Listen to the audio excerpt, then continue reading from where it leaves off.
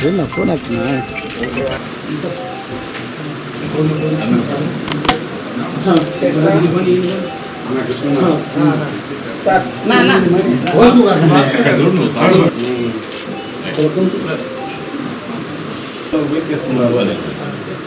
Marking చేస్తే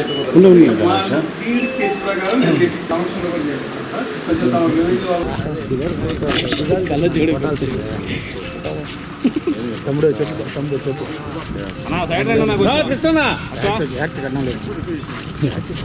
అన్నా యాక్టర్లు కట్టాలి లేనా హర్ష యాక్టర్లు కట్టాలి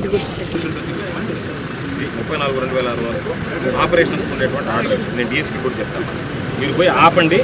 పోలీసు వచ్చేదన్నాక గట్టిగా మాట్లాడితే నెల్లూరు జిల్లాలో అక్రమంగా జరుగుతున్నటువంటి మైనింగ్ మాఫియాని గురించి వివరాలతో సహా ఎక్కడెక్కడ ఈ జిల్లాలో ప్రత్యేకించి సర్వేపల్లి నియోజకవర్గంలో మైనింగ్ మాఫియా చెలరేగిపోతుందో వాటికి సంబంధించినటువంటి వివరాలన్నీ కూడా మైనింగ్ శాఖ అధికారికి, జిల్లా మైనింగ్ అధికారికి ఇవ్వడం జరిగింది.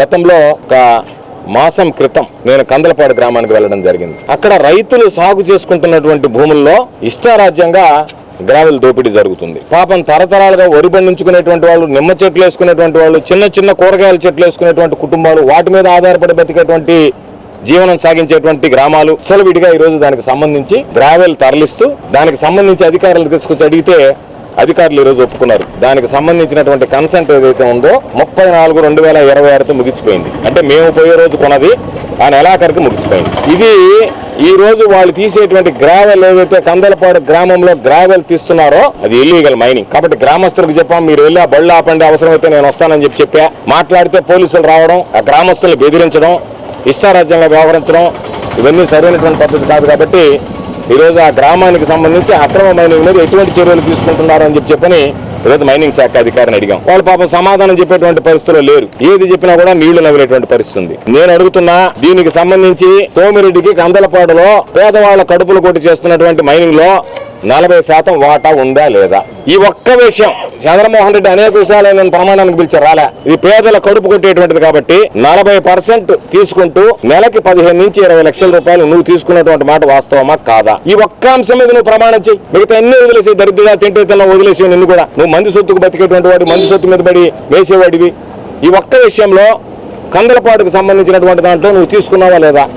అక్కడికి చూస్తే హృదయ విదారకమైనటువంటి పరిస్థితి. కళ్ళెంబడి ఎవరికైనా సరే ఎంత కఠోరమైనటువంటి కర్కోట కూడా సరే కళ్ళ వెంబడి నీళ్లు రావాల్సినటువంటి పరిస్థితి. పాపం వాళ్ళు తరతరాలుగా చేసుకుంటున్నటువంటి భూముల్లో ఈరోజు చెప్పారు మళ్ళా జరిపి పెట్టారయ్యా, ఇంకా జరిపి పెట్టారు, ఇంకా మా కడుపులు కొడుతున్నారు, ఇంకా మా నోళ్ళు కొడుతున్నారని చెప్పి పాప ఆ గ్రామస్తులు మాట్లాడేటువంటి పరిస్థితి ఉంటే అందుకే అధికారుల దగ్గరికి వచ్చి మీరు ఏ ప్రాతిపదికన వాళ్ళని ఇచ్చారు అని అంటే ఈరోజు చెప్పారు అయిపోయింది.